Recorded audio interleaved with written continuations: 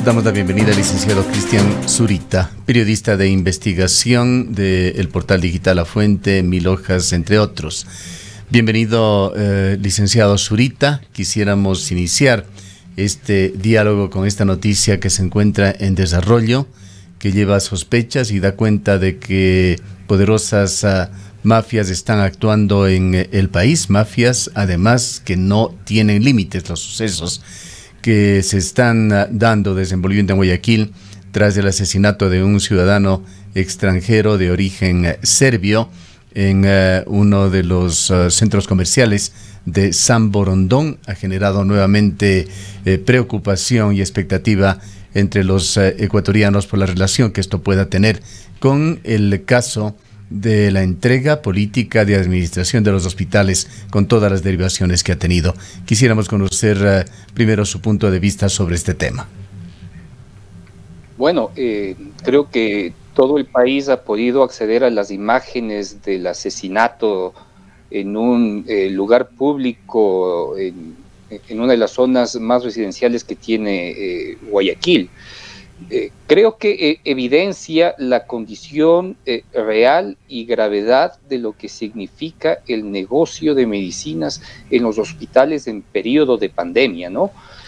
A la par, recordemos que ya se había aclarado porque se había obtenido información por parte de los involucrados directos en los negocios que Jacobo Bucarán había mantenido en la venta de medicinas con dos extranjeros además, ¿no? Así que llama la atención y preocupa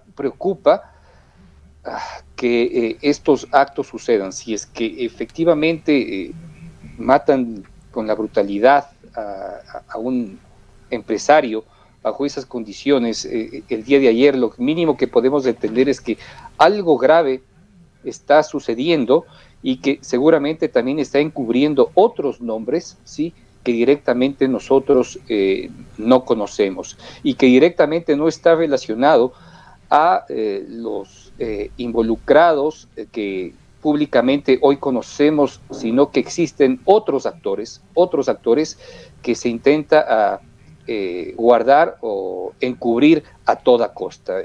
Para mí siempre un crimen lo que evidencia es que alguien que no quiere ser identificado está actuando, pues, y se evidencia que más allá de la familia Bucarán, que ha quedado ya en total evidencia, existen otros grupos que intentan no ser identificados dentro de estos brutales actos de corrupción y estos brutales hechos de sangre que estamos observando en el país.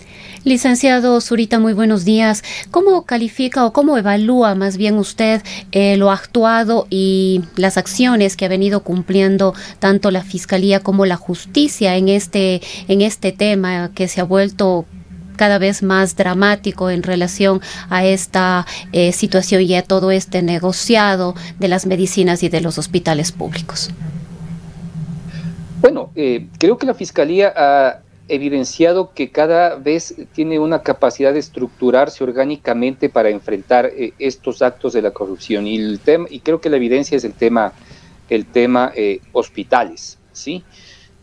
Hace algunos días hablábamos incluso que la fiscal general había tenido inconvenientes con la ministra de Gobierno, María Paula Romo, porque no había dispuesto con rapidez a la policía para las acciones que está emprendiendo la fiscalía, ¿no? Y eso ha llevado a roces al interior del poder, porque significa contraponerse unos con otros con respecto a las acciones que se están tomando. Pero la Fiscalía ha sido extremadamente eficiente y para lograrlo lo que ha hecho es retirar a los fiscales de las zonas y colocar al grupo más de mayor confianza y de eficacia al interior de la Fiscalía para que pueda sacar adelante los casos. Y a mí me consta, por ejemplo, nosotros hicimos la denuncia del tema de los cuadernos y las bitácoras que reposaban en las Torres Colón, en Guayaquil, donde aparece el nombre de Paul Granda, por ejemplo, y nosotros enseguida fuimos notificados y llamados a la Fiscalía a pedir una explicación y que identifiquemos de dónde salió esa información. Así que ha habido que colaborar con rapidez y y a medida que nos han solicitado las autoridades, ¿no? Entonces, lo que vemos es una capacidad inmediata de acción por parte de un grupo de fiscales que, debo decirlo, todas son mujeres, ¿sí? Todas este grupo de fiscales que están actuando son mujeres y lo están haciendo con rapidez, eficacia y en verdad siento que además en ciertos momentos son implacables.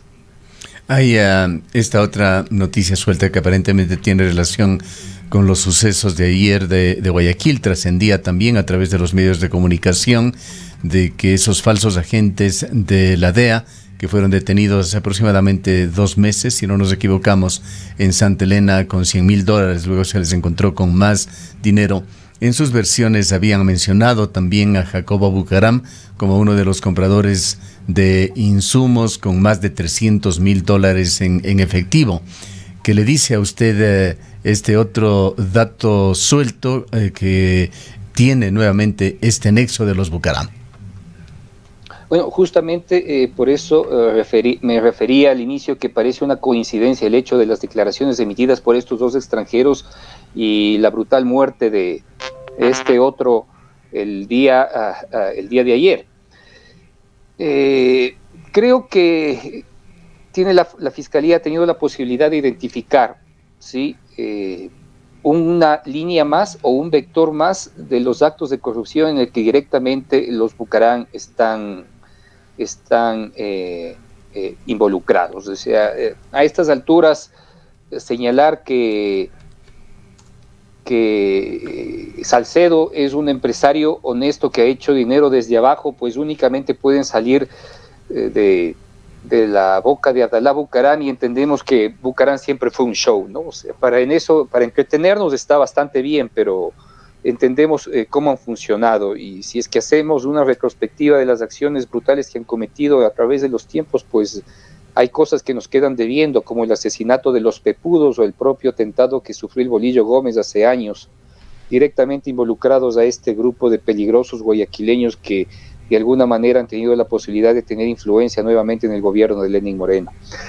Por suerte, ya hay unos pasos, no es que existe oscuridad, existen pasos claros con respecto a esto, y pues aspiramos que la Fiscalía, en el momento indicado, pues nos dé más información con respecto a estos temas, porque eso sí debo decir, creo que están actuando con mucha reserva pública con respecto a lo que están haciendo.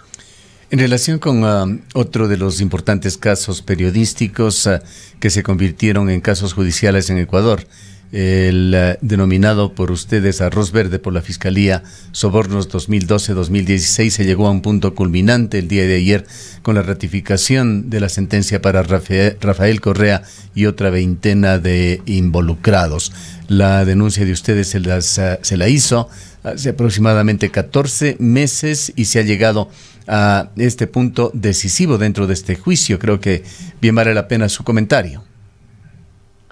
A ver, los primeros pedidos de revisión y de nulidad que solicitaron los involucrados en este caso el 14 de mayo, ¿sí?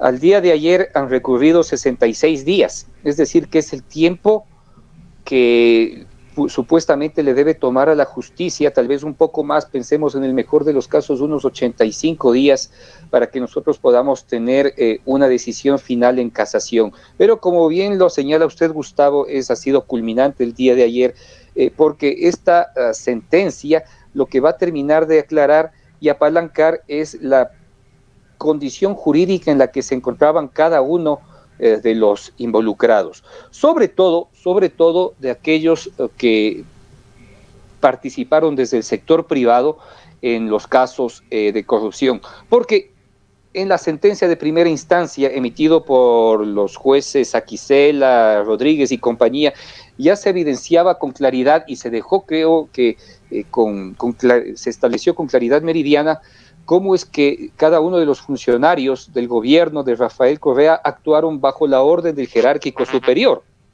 ¿sí? Y lo que faltaba por identificarse es cómo es que cada uno de los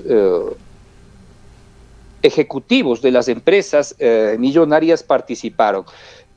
Hay que esperar la sentencia definitiva que saldrá, qué sé yo, en unos 15, 20 días, ¿sí? Ya escrita me refiero, y poder un poco analizarla y desbrozarla para ver la participación de cada uno de ellos. Pero, por ejemplo, al revisar la primera sentencia, siempre quedó una serie de incongruencias con respecto a los pedidos y a la formulación que hicieron ellos. Y puedo poner un ejemplo, Alexis Mera, ¿sí? Alexis Mera en el proceso judicial señaló que él no tenía absolutamente nada que ver y que no podía probar, no se iba a poder probar su presencia y su relación en el caso cuando había recibido aproximadamente $365,000 en sobres Manilas. ¿Y qué pasó en el proceso? Apareció un testigo que era era un exfuncionario de la Secretaría Jurídica de la Presidencia, que aseguró que llevaba los sobres Manila desde las oficinas de Odebrecht y que le entregó personalmente a él. ¿Sí? La realidad es esa, ¿sí? Habrá que ver cómo y directamente se señala la presencia de los ejecutivos sentenciados en el caso, porque creo que de ello también se podrá hablar mucho a futuro. Hasta el momento, buena parte de la sociedad ecuatoriana se ha encargado de hablar de Correa, de la exministra de Transporte y Obras Públicas, Duarte, de Walter Solís, de Alexis Mera, pero poco se ha hablado de la presencia de Alberto Hidalgo Zavala, que ayer, por ejemplo, recibió un espaldarazo, pero no se le ha dicho que es inocente, ¿no? Lo que se le ha rebajado es la pena y han recibido otro tipo de beneficios específicos, pero no su real participación dentro del caso.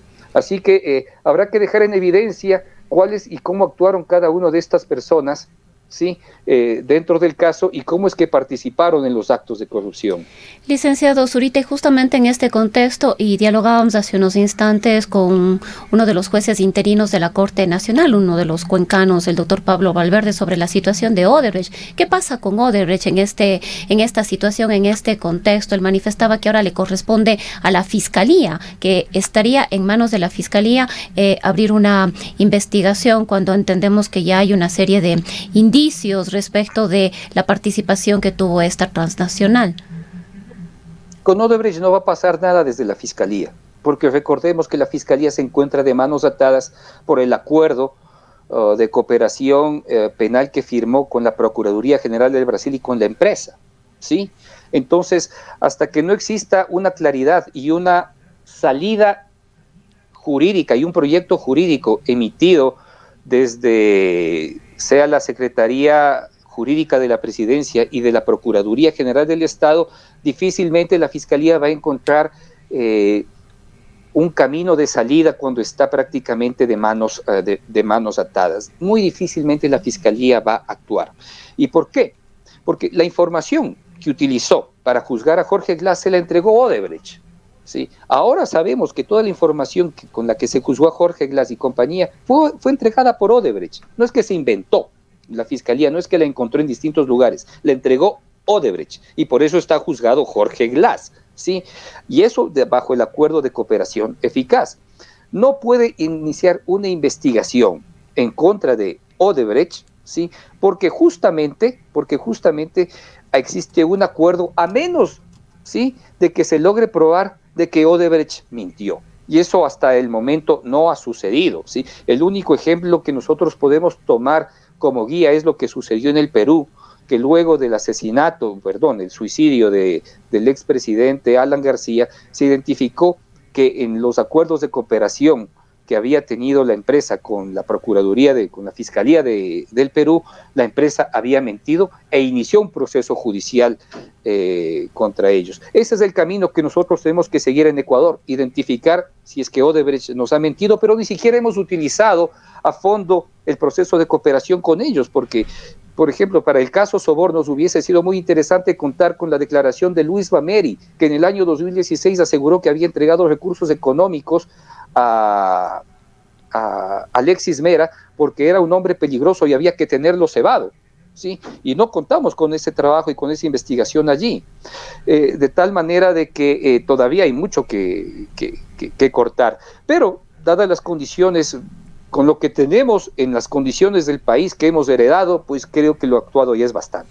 Más allá de lo penal, licenciado Zurita, ¿qué connotaciones ve usted en la política ecuatoriana con la ratificación de estas sentencias, particularmente a Rafael Correa?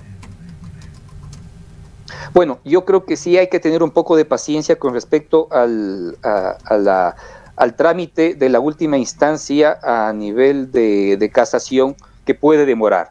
Si en este último periodo hemos tenido aproximadamente unos 66, 70 días de espera, puede que eso lleve un poco más de tiempo en el ámbito de casación, y es posible que Rafael Correa tenga posibilidad de inscribir su candidatura, porque nada es imposible en este país. Se ven en política, se ven muertos cargando adobes, y participe. Estará en su posibilidad y en sus derechos, pero lo que carga Rafael Correa con el país es un pasivo brutal que difícilmente podrá sacarlo provecho, ni siquiera con el número de votantes duros que posee la Revolución Ciudadana. Así que desde lo político, yo personalmente sí me voy a encargar de explotar todo este pasivo y estos actos de corrupción, para que quede en evidencia cómo es que han actuado, para que esta gente que vino en nombre de corazones limpios y jóvenes se haya llevado el país a un desfiladero que todavía no terminamos de caer. Todavía creo que tenemos un poco de tiempo para entender qué va a pasar en lo político. Las candidaturas no se han clarificado y no se han oficializado. El ser precandidato no significa que efectivamente pueda ser candidato y que puedan encontrar las alianzas necesarias. Muy difícilmente, algunos de ellos creo que terminarán renunciando a sus deseos de poder participar en las elecciones, porque seguramente la pandemia va a ser preponderante en las decisiones finales de muchos de ellos, y pues terminaremos entendiendo qué pasa en el tapete electoral recién a finales del mes de septiembre. Qué difícil y qué condiciones tan extremas las que estamos viviendo en este país, que a esta fecha, sí, prácticamente fines del mes de julio, ni siquiera tenemos claridad cuáles van a ser los candidatos. Entonces estamos abocados a eso, prácticamente una incertidumbre política que se van a evidenciar incluso cuando tengamos los candidatos finales dentro de la contienda electoral. Queda por definirse qué va a pasar con los partidos políticos que aparentemente van a perder su legitimidad y su condición orgánica, pero en el caso de la Revolución Ciudadana siempre encontrarán un burro a pie, y ese burro a pie pues no es nada más ni nada menos que Jimmy Jairala, ¿no? Si es que terminar con ese partido corrupto que constituyó el señor Daniel Mendoza o el señor Espinel, pues todavía les queda la posibilidad de actuar con el siempre corrupto Jimmy Jairala. ¿Cree usted que la Fiscalía puede ahora enfocarse en el informe Majano, más directamente relacionado con Lenín Moreno y también el financiamiento de su campaña? Bueno, ha dado pasos para identificar qué es lo que sucedió con la denuncia generada por el medio La Posta con respecto al financiamiento del referéndum que enfrentamos apenas Lenín Moreno se afianzó en el poder y rompió con el correísmo. Pero mientras tengamos la pandemia y no entendamos qué sucedió concretamente con respecto al manejo de los hospitales, porque yo estoy seguro, después del asesinato del día de ayer, no solo están involucrados los Bucarán, sino otros grupos que directamente no identificamos, pues es muy difícil que ellos puedan someter un proceso de investigación e indagación clara con respecto al tema Majano, incluso el tema INA Papers, ¿sí? Porque de alguna manera se encuentran como unidos, son primos hermanos, por decirlo así. Y pues habrá que esperar este periodo, porque la Fiscalía tampoco es que tiene todos los elementos técnicos para enfrentar los casos. O sea, el mejor elemento técnico de la Fiscalía en este momento está enfrentando el tema hospitales, ¿sí? Y es difícil que puedan llevar otro tipo de procesos si es que directamente no están allí. Así que tal vez por las condiciones que están sucediendo, la Fiscalía está haciendo tal vez el mejor de los trabajos, hay que tener un poco de paciencia, pero no olvidar ni sacarlos del ojo público. Finalmente, licenciado Zurita, su comentario sobre la elección de la vicepresidenta de la República, María Alejandra Muñoz, quien se posesiona el día de mañana. Es clarísimo que la publicación de los audios peritados, ¿sí? En el caso del gran reparto de los hospitales, perjudicó la posible elección de María Paula Romo a la vicepresidencia, ¿sí? Es clarísimo que eso fue determinante en que la Asamblea decida elegir a Muñoz como vicepresidenta luego de los audios, porque obviamente estos señalan y evidencian claramente que parte de la responsabilidad de la entrega de los hospitales, ¿sí? Había sido generada por María Paula Romo, ¿sí? Esa es la razón por la cual Muñoz es elegida, ¿sí? Porque se dan cuenta de que no pueden elegir o no le pueden dar el premio de una dignidad tan importante como la vicepresidencia, a pesar de que el Estado ecuatoriano sea un desastre, a alguien que directamente estuvo involucrada en el gran reparto. Esa es mi lectura, y es obvio, porque recordemos que los audios, el peritaje de los audios se hicieron evidentes el jueves pasado, a vísperas de las elecciones